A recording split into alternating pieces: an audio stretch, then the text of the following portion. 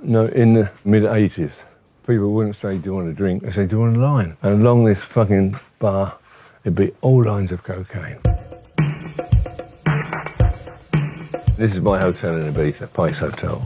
I would say this hotel became the centre of hedonism.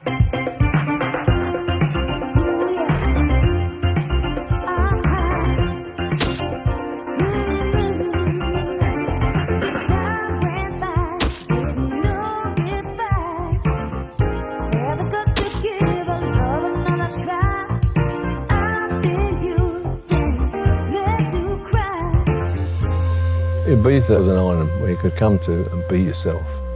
There was no rules and regulations. You come here and you find your inner self. I found my inner Pike.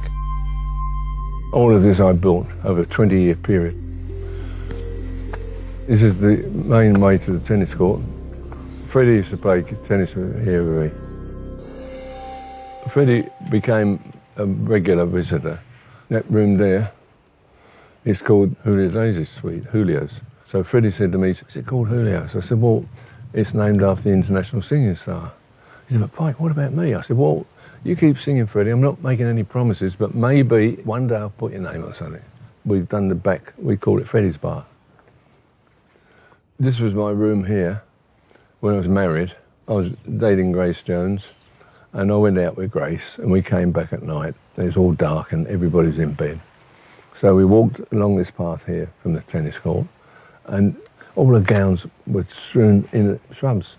She said, this is a limit zone. Who's done this? I said, well, my wife, because she's jealous that we're having an affair. Grace Jones is the best fuck I've ever had in my life. She had so much energy. Boy, did she.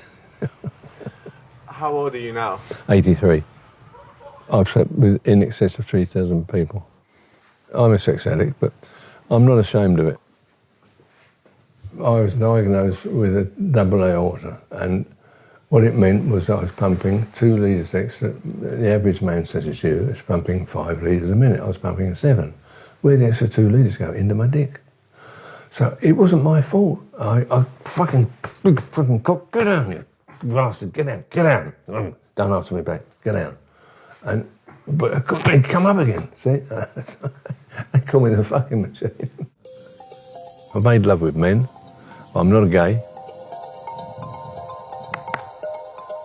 This is where George Michael and Andrew Ridgeley and me in it did the Club Tropicana. I was behind the bar, shaking the cocktails in the video. Didn't you have an experience with George?